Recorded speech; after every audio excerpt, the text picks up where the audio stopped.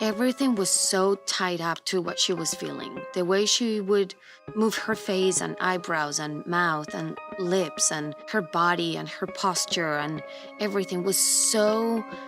When you start understanding what she was feeling and then you watch how she moves, it all makes sense. It's like you understand why she's doing that.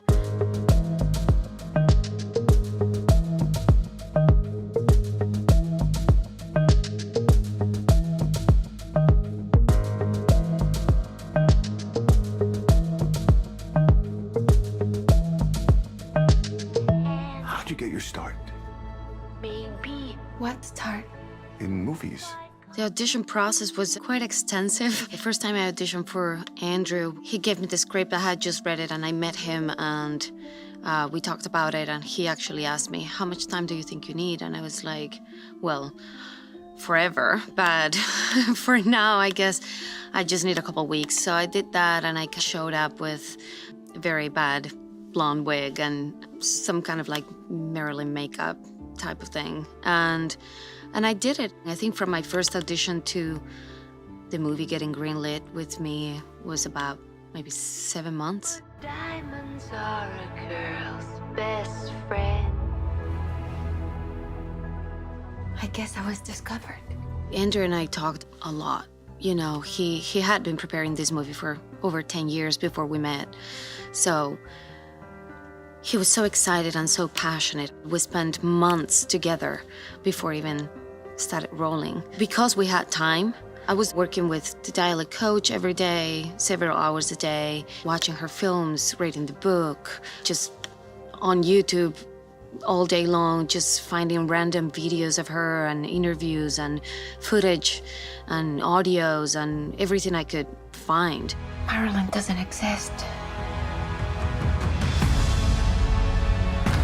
When I come out of my dressing room, I'm in Norma Jean. The voice was my biggest worry, I would say, just because it's so iconic and so specific, and English is not my first language. So to begin with, that was my biggest fear. There's so many aspects in a voice. It's not just the accent. That's just one thing.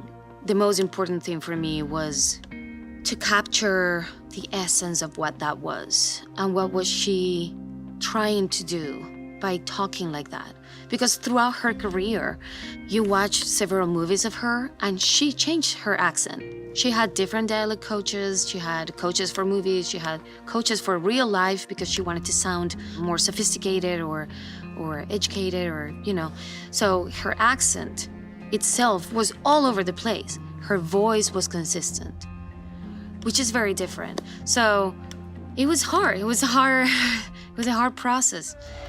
I know you're supposed to get used to it, And we all lose our charms in the end. but I just can't. From the beginning, I knew that I just can't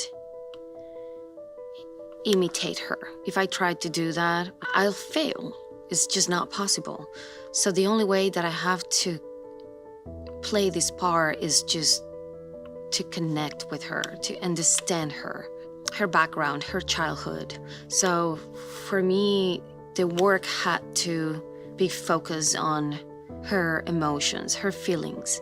Most of the time, I was also in a situation where I felt insecure, I was scared, I felt the pressure, I felt observed, judged, or at least that's what was going on in my head.